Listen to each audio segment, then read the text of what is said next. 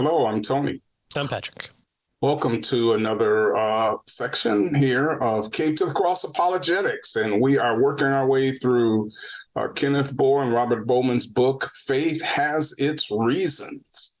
And now we're up to chapter 7 here. We've kind of worked through most of the presentation of their classical approach to apologetics. And that's what we've been working on the last few weeks here.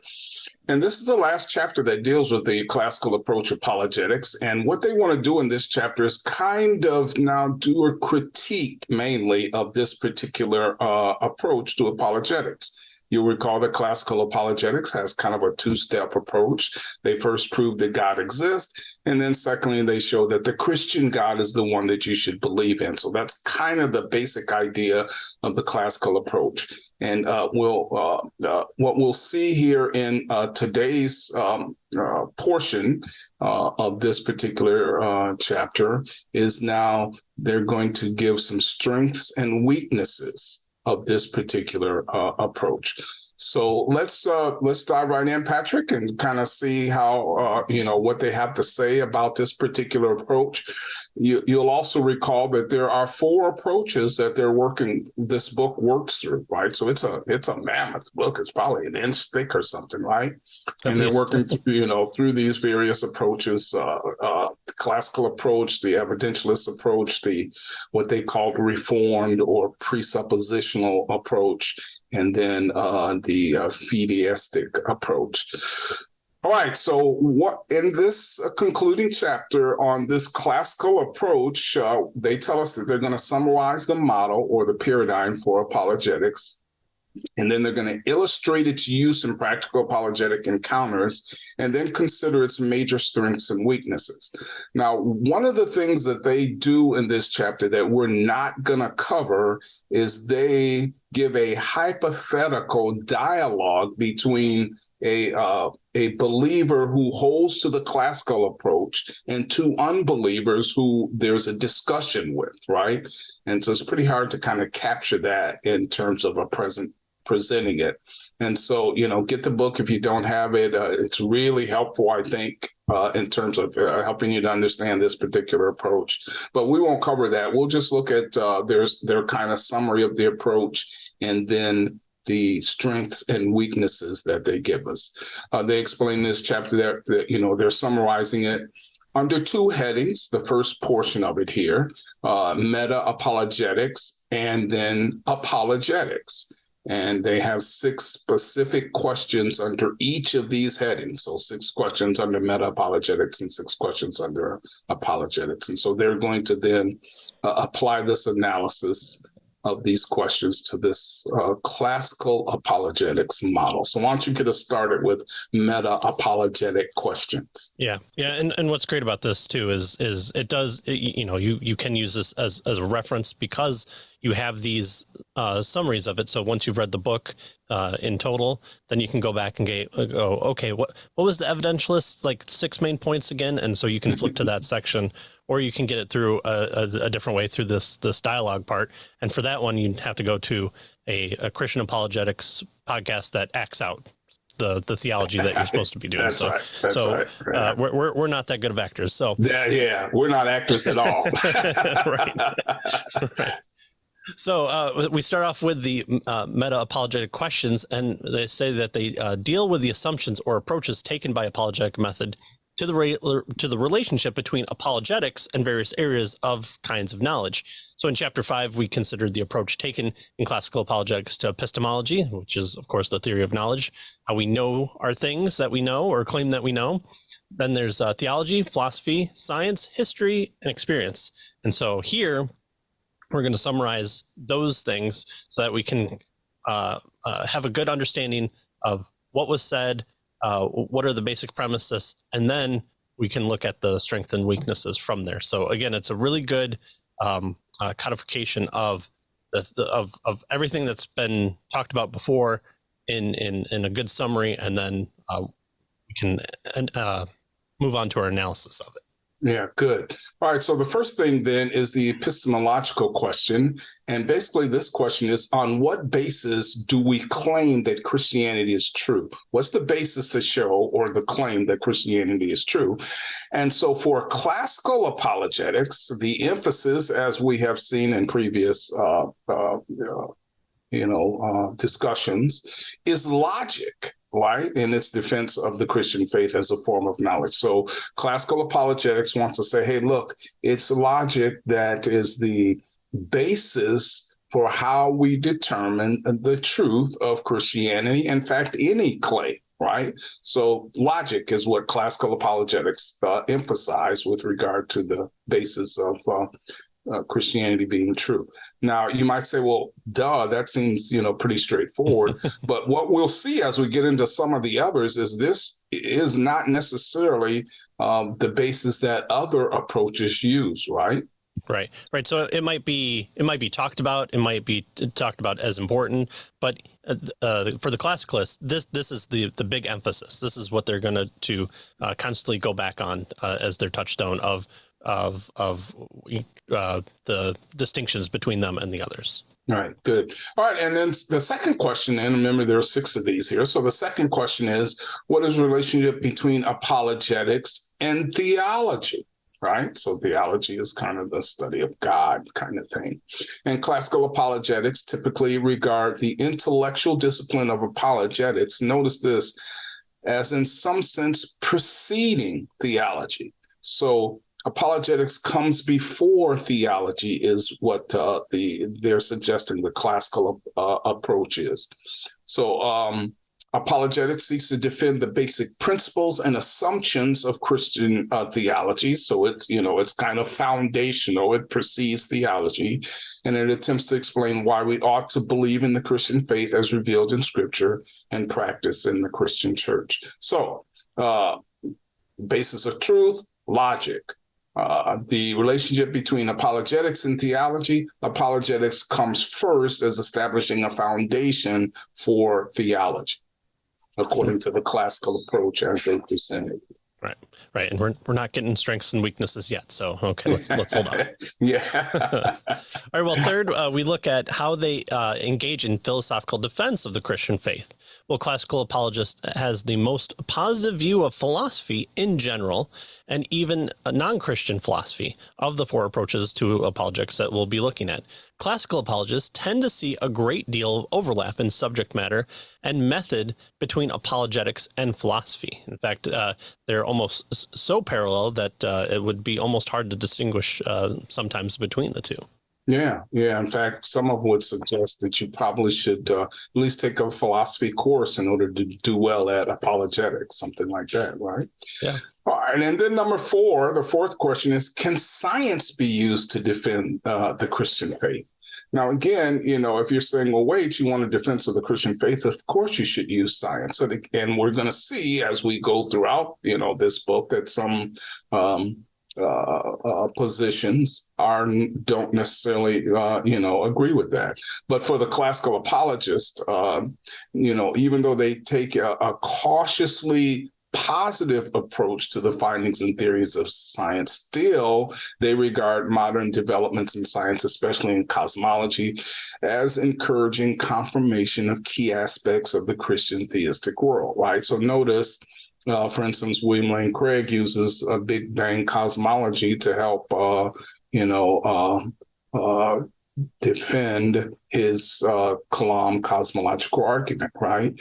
He also uses a form of the teleological argument, the anthropic form of the teleological argument to help defend his Kalam cosmological argument. And so for this approach, right, for classical approach, science is useful in defending the Christian faith. Mm-hmm.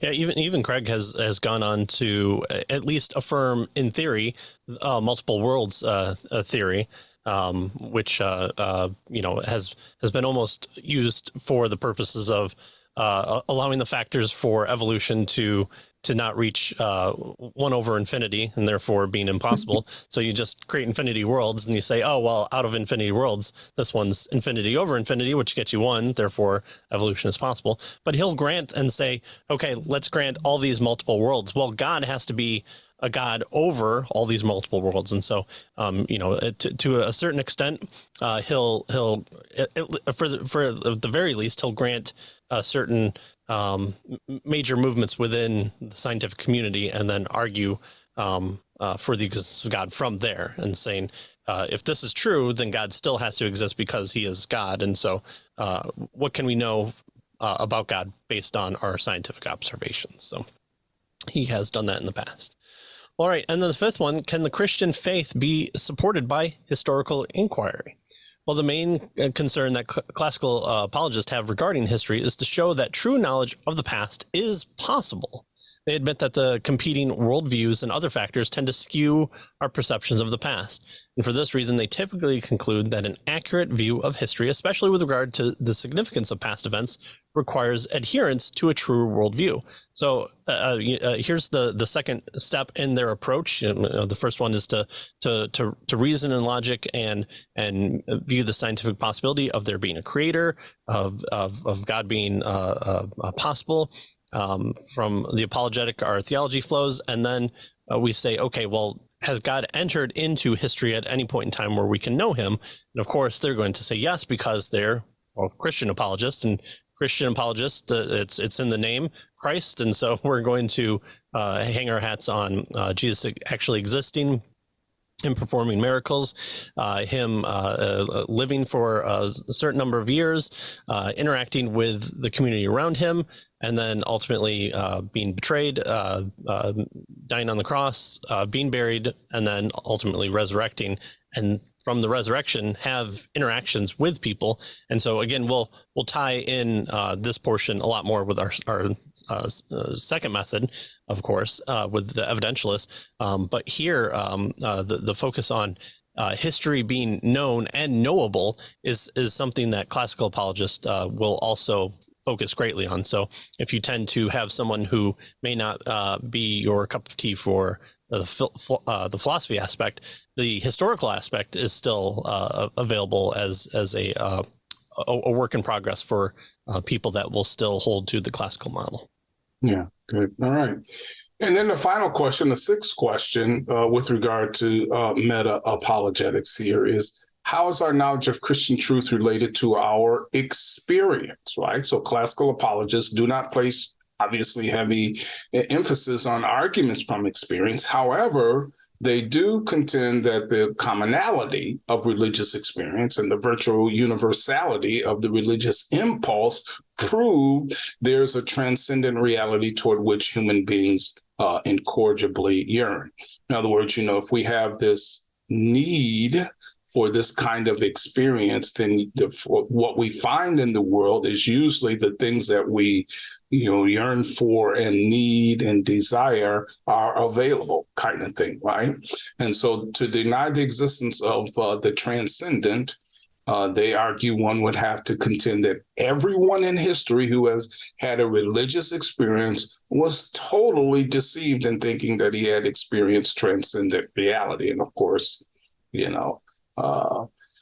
even though that doesn't prove the existence of God, it's pretty tough to make a claim like that, right? Because you'd have to, try to refute everyone in history who's made a claim of some type of transcendent experience, right? Mm-hmm. Right. Well, and even social Darwinists do this as well. They take the whole of human experience and they say, okay, we have these shared common values or shared senses, expressions of our natural state. So, again, why do we like scary movies, or why do we get jumpy in a perfectly enclosed house?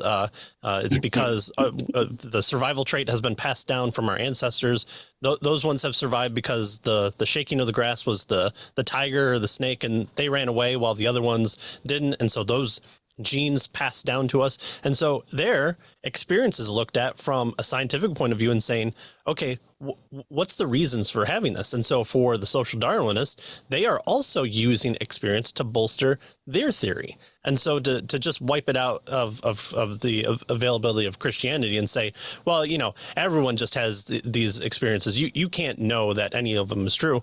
Well, okay, then wipe it all away from psychology and sociology and parts of science and do away with it, because if you're not going to grant it for this, why are you granting it for anything else? And so exactly.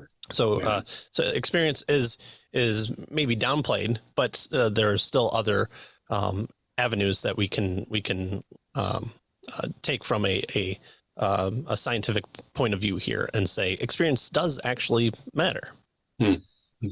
Okay, so those are the 6 meta-apologetic overviews for the classical method. And then we moved on to the 6 kind of questions that all apologists should kind of have an answer to, or be ready to have an answer to. It's going to fill in your circle, and then from there you can get the minutia of things like, is the cock crowing 3 times or 2 in Mark and Luke, or you have those really specific questions on giving an answer for the hope that you have. But here are kind of 6 apologetic questions that each one of our 4 approaches will deal with and determine if they have an answer, don't want to answer, or have a different take on the answer. So apologetic questions deal with issues commonly raised by non-Christian themselves. So we looked in chapter 6, we considered the approach classical apologists take to answering questions about the Bible, Christianity, and other belief systems, the existence of God, the problem of evil, the credibility of miracles, and the claims of Jesus Christ. And here we summarize the findings. Right. And so the first one, it has to do with the questions about the Bible. So specifically, this apologetic question is, why should we believe in the Bible? Right. So that's a question that they're going to ask to each one of these 4 approaches. Well, what does the classicalists say with regard to this? Well, obviously, they're only going to give us a summary here. But basically, they say that in one sense, all Christian apologists urge that the Bible should be believed because it's true. Right. Indeed, because it's God's word of truth. But the 4 apologetic methods approach this question in different ways. Classical apologists commonly reserve it for the end of the apologetic task, right? So only after the existence of God and the credibility of his intervening in history and the deity of Jesus Christ have been shown to be true, then does the classical apologist seek to establish the inspiration and authority of Scripture.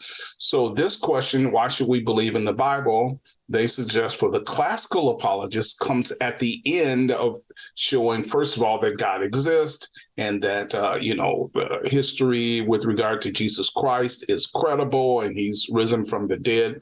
And now we can move on to this question about belief in the Bible. So it comes at the end of the apologetic process. Right. So, what to apologize with? Well, we'll figure that out with our philosophy, and then we'll get to the Bible eventually. Again, be nice. Negative approaches. Okay. Next episode. Okay. Well, then the second question is, do all religions lead to God? And of course, the Christian is going to say, yes, of course. Anyway. Well, no, of course not. It's going to be our way, and the ones that we claim and that we use the Bible to bolster to say that there's only one way. Well, the classical apologist tends to approach the question of the revelatory character of non-Christian religions by analyzing those religions in terms of their worldviews. Sounds very familiar, but it sounds like a good approach to me, is taking a look at the internal critique of worldviews and then also levying external charges against it as well. By reducing alternative belief systems to a manageable number, we talked about that. We started with, I think, 9 and we went to 8. Then eventually we got down to 3 and 2, we could probably say. At the very least. And so refer to past episodes and short clips for that. So we boil down the manageable numbers, and then the apologist can analyze the basic worldview options and show that theism is the correct one. Right. So their approach is let's break them down to the basic, 3, 2, 3, and then show that those worldviews don't work, and Christianity is the best option. So that's their approach in terms of the question: do all religions lead to God?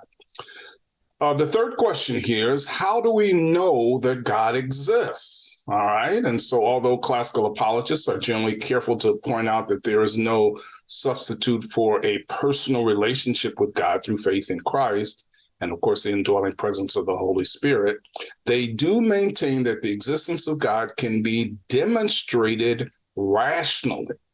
And so most of them do not endorse all the traditional theistic proofs. They all endorse one or more of those arguments in some form, right? So they may not endorse all of them, all of these various traditional proofs, right? The cosmological, teleological, the ontological, the moral argument, and that sort of thing. They may not endorse all of those, but they at least endorse one or more of these arguments in some form to show that God exists. Mm-hmm. Yeah. In fact, someone in our comment section for one of our short clips replied to an atheist with, I think, 26 different argumentations for the proof of God. And so they're out there. And again, you might have people that have picked their favorites because it's theirs, or it's the one that makes the best point for the situation that they're in. Again, William Lane Craig's known for the Kalam argument, and then switches post to the moral argument, and so that's kind of his MO there. And so there's a whole bunch of different rational proofs for God that we can go down.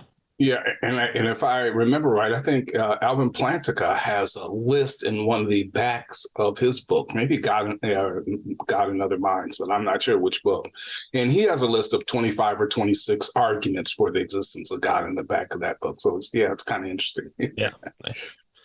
All right, well, why does evil exist if God exists? We keep coming back to this question, and the classical apologist usually addresses the problem of evil in its historically most influential form as a logical conundrum. How can God be all-powerful and all-loving yet permit evil? That's the question that's levied. That's the charge. So is he all-powerful? Then why does evil exist? If he's all-powerful, or maybe he's not all-loving, so therefore he doesn't want to be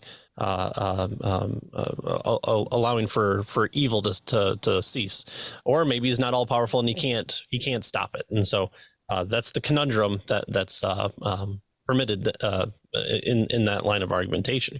Well, this seems contradictory. And typically resolved, this type of contradiction is typically resolved by showing that it is logically necessary, or at least logically possible, for God to permit evil in order for God's loving purpose in creation to be realized. And again, this is something that sounds very close to what we talked about in What About Evil by Scott Christensen. And he builds it out more and builds it in probably a slightly different way than what any classical apologist would take. Tends to be a free will defense. So evil originated because God created beings with the capacity for choice, a free will defense. And that free will has to be defined specifically, and we won't get in that here, but there is usually a distinction made with classical apologists versus presuppositionalists or reform people. And that's a discussion for another time. But evil will be overcome both because God will one day eliminate it, and because God will bring about a greater good as a result of the evil he has temporarily permitted. And so if you just want to boil it down to one thing that you want to look at, rape, murder, wars, no, look at the crucifixion. The crucifixion is the only time that God has been killed, that he willingly gave himself up to evil people, where he could have saved himself, and he still retains all his power, and he does it for a purpose, right? And so it's the only time that a truly innocent person has stood trial and was ultimately found guilty. So you have a deicide right there in front of us, and so we can look at the cross and say there must be a purpose for this. And in fact, once you get to the Bible, for classical apologists, there are reasons given, and so we see this as a tenable position for Christians to hold. Right. And I think, it should be emphasized that really the free will defense is really one of the most important ones that the classicalists, kind of hang their hats Sure. on generally, right? The greater good theodicy is used, but I think the free will defense, if you listen to these folks, the free will defense is the one that they really work through. Mm-hmm. All right. The fifth question says, aren't the miracles of the Bible spiritual myths or legends and not literal facts, right? And so our authors tell us that classical just defend the coherence of belief in miracles. They attribute modern denials of the biblical miracles to an anti-supernatural mindset that at its root is a product of a non-theistic worldview. So notice we're back to worldviews again, right? Thus, miracles must be defended primarily by defending the theistic worldview and then showing that they are neither impossible nor implausible given the existence of God.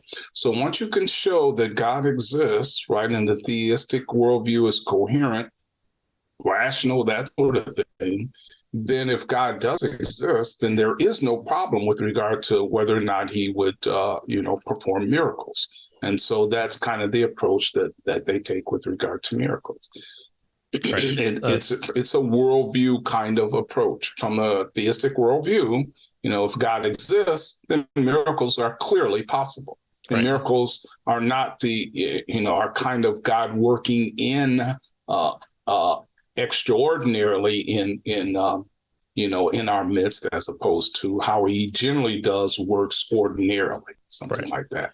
Right. And this is where correction of atheists have to take place, because it's usually talked about as, it's God upending the natural order of things. That's right. And the violation of the laws right. of logic or laws of nature, that right. kind of stuff. Right. Yeah.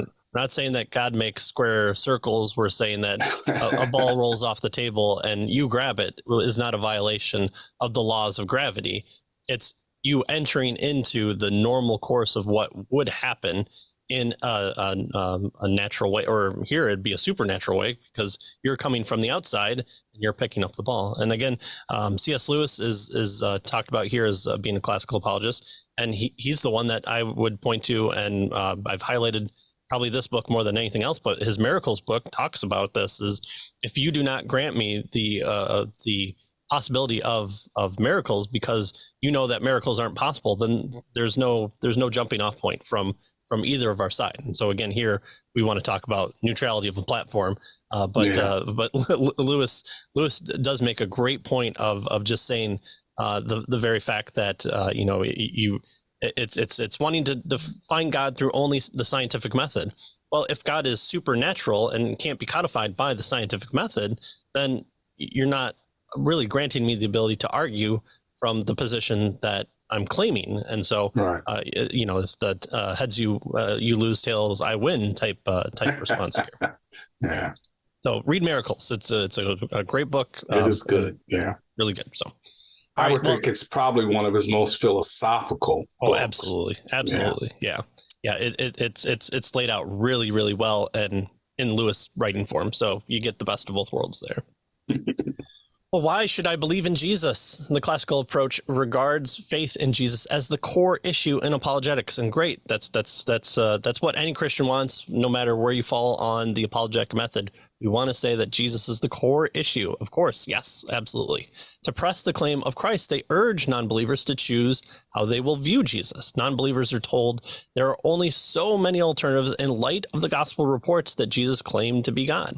And so here you have, again, Lewis, Lord Lunatic Liar, or I guess doesn't exist, is a very minority view. Even Bart Ehrman scoffs at. So, and he holds up his Bible as proof of that, which is always fun and ironic. Well, one must believe that Jesus was either wrong about being God or he was right. And if he was wrong, he was either a liar or a lunatic. And if he was right, then that he is indeed Lord. Now, you might want to say, well, I'm still going to thumb my nose at this God, and I don't want to worship, which is exactly what we are going to say as well. And so the one explanation that can't stand up to the evidence is that Jesus was merely a great teacher. And so to just go, yeah, he had some decent ideas is not there, because of all the other things that he said about himself, that you wouldn't take the homeless person on the side of the street claiming that the end is near. And he said, we should treat each other with love. Well, I would like to follow that person because I think he's just a good teacher. Well, there are some other things that he says about a good many other things that you would not want to hitch your wagon to. And so. Right. Yeah. Good. All right. So those are the 6 apologetic questions. These are the 6 questions that they're going to run through each of these 4 methods with regard to questions, regarding the Christian faith and that sort of thing. And they've given us now answers from the classical approach. So the next portion in their book that we want to consider is the strengths and weaknesses of this classical approach, right? And so they're going to walk us through these various things. So first, the notable strengths of classical apologetics.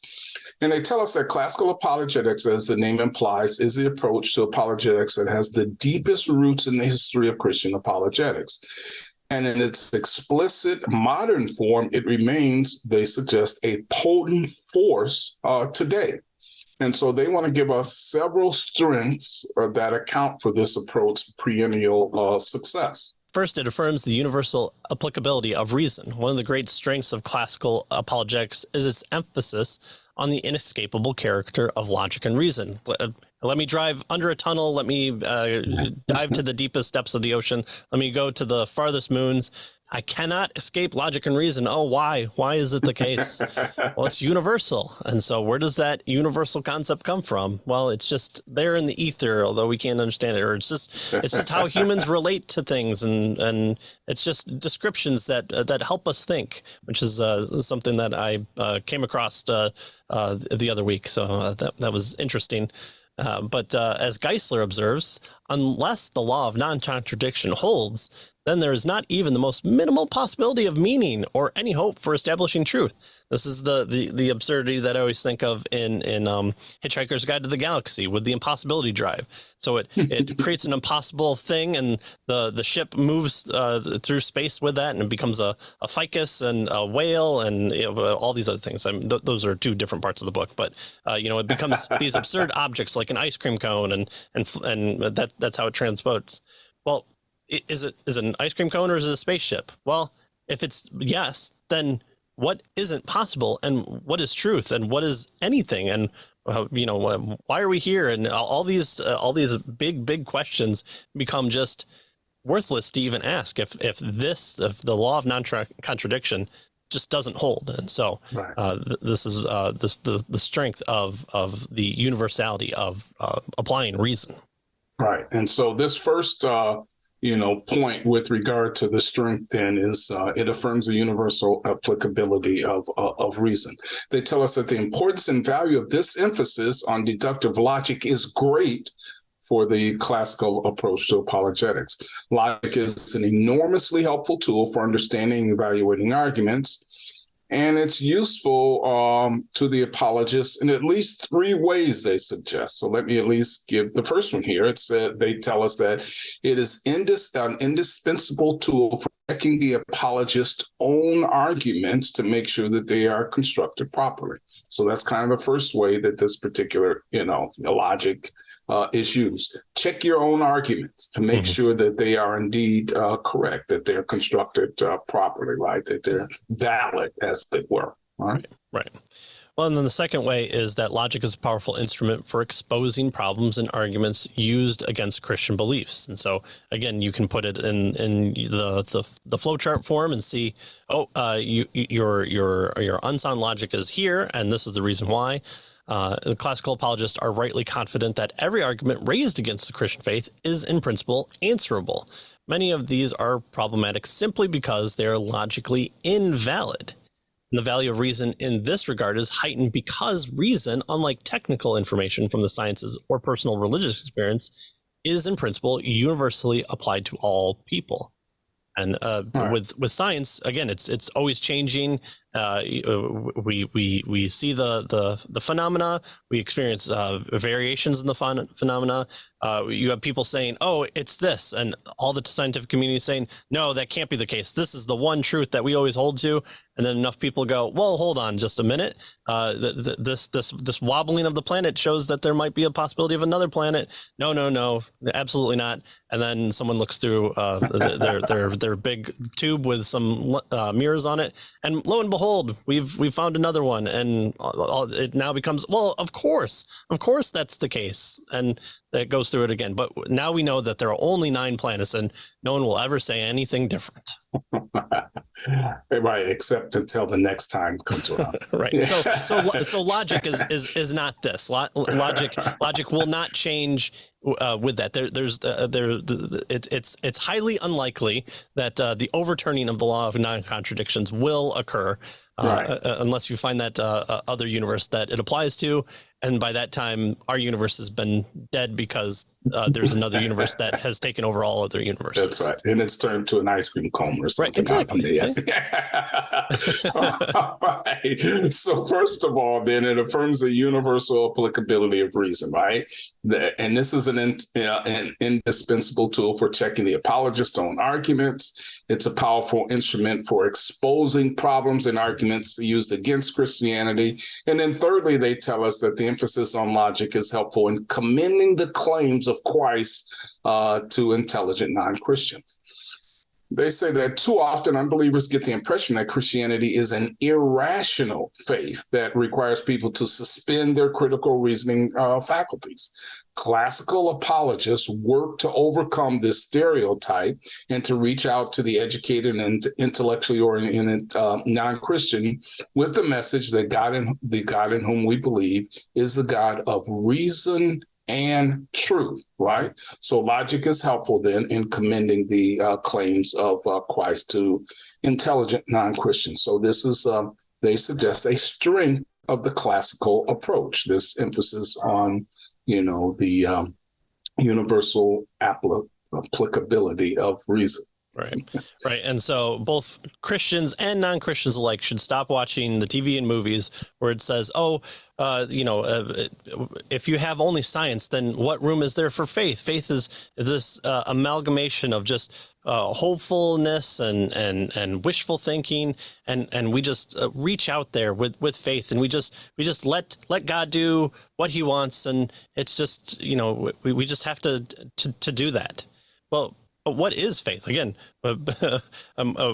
every time that we approach faith in our catechism with my children, all right, what is faith? Faith is trust. And so we need to have this non-Hollywood defined version of what faith is and say, faith in what? What is the faith that we're having? It's not just this c'est la vie type deal. It's a trust that God is working, and has worked in history and for purposes, and of course we turn to the Bible for that as defining what to exactly have faith in. So stop watching too many movies, and I'd suggest a good book, but there's a lot of people that don't like it as much, so we'll do that.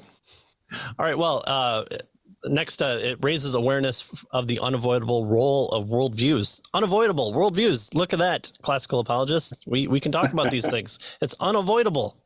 Well, classical apologists rightfully emphasize that it is impossible to think about the world at large or about facts or experience apart from some worldview, right? We all approach it. We may not codify it. We may not say, oh, I've learned a new piece of information. I'm going to slot it into this portion of my worldview. You just take it in. It's how you experience the world. If all you do is traffic, work, TV, sleep, you are still existing within a worldview. You've built it up in some capacity, in some framework, and it might not be the full breakdown in logic form, but you still hold it, and it's unavoidable. Everyone has one. The classical apologist recognizes the fact that facts are perceived in accordance with an interpretive framework, a way of looking at facts themselves, and even of thinking about concepts of facts. There's no such thing as a brute fact that exists out in the world. It's evidence when it's interpreted. And so it says, this bone in the dirt is something for my theory because this, and it's not something that could just be wiped away and say, well, I don't accept this as anything, and therefore it doesn't exist. But that only facilitates that you're not arguing for a total completion of your worldview, and or an upending of it if you find certain interpretations cannot hold because of facts coming in. Or you explain it, and we can validate it either by an internal critique, which is the best, or an external critique, and hopefully encourage you to turn over a new leaf and break down your worldview and replace it with a better one. Right. So this raising awareness of the unavoidable role of worldviews. Now, they tell us that this emphasis on worldviews is significant and valuable for at least two reasons. First, non-Christians are often unaware that they look at life through a specific set of worldview glasses, right? And so this, making them aware of this can help non-Christians rethink some of their beliefs, right? They're saying, well, this is just the way things are. Well, no, actually, you're looking through it at the world through, worldview glasses. So, so this emphasis is helps non-Christians, they suggest, to see that. Secondly, non-Christians and Christians alike are often unaware that distinctive Christians' beliefs typically seem odd or even absurd to non-Christians because they do not fit within the non-Christian worldview. And so comparing the two worldviews can help non-Christians recognize the rationality of Christian beliefs given a theistic worldview. All right, and then our third major strength that we're going to talk about recognizes common ground with non-Christians. The third major strength that our authors say that is a strength of the classical approach, its ability to find common ground with non-Christians in the principles of reason and in whatever truths that already believe. So if reason and logic are universal, then we all experience it. We all have the same ability to grasp it. There might be a difference in understanding or interpretations, but it's like walking in air, right? We're all walking in the air. Now, some of us could say, oh, there's no air around us. I don't see it. Therefore, it doesn't exist. But we're all experiencing it in some capacity. And so we have the ability to relate to other people who are walking around, or fish in the water, or, the only philosophical fish know that they're swimming in water. Well, in this characteristic emphasis, classical apologists show themselves concerned with the practical task of communicating the gospel effectively to people of differing religious and philosophical beliefs. And so to say that no one can relate to each other unless if they hold the exact same worldview or evidences or philosophical claims, then we shouldn't evangelize to anybody because no one can be on our level. In fact, it would be difficult to talk to anybody about anything unless they held specifically to the things that we're talking about. And so here it's the communication of the gospel effectively to people of these different persuasions that our authors say is a big strength for this position. Right. And so these three then are our book suggests the strengths of this particular classical approach, right? It affirms the universal applicability of reason. It raises awareness of the unavoidable role of worldviews, and it recognizes common ground with non-Christians. Now, in the next section, what they're going to do here is walk us through potential weaknesses of the classical apologetics. And so perhaps maybe, Patrick, we want to save this next section till next time, and so that we can dive in and spend some time in this particular section. That's right. We'll keep all the positive stuff up front. So we'll do that. Yeah. All right. So again, caveofthecross.com for all your viewing pleasure for full episodes, our past books, anything else that we write, or the short clips as well. YouTube, Rumble, and Odyssey. Although I think maybe Odyssey's going away soon, but at least YouTube and Rumble are still staying there. And so you can check them out all there. Also, your favorite podcast catchers, you can go there as well. So we'll say thanks for joining us, and we'll see you next time. We'll see you next time.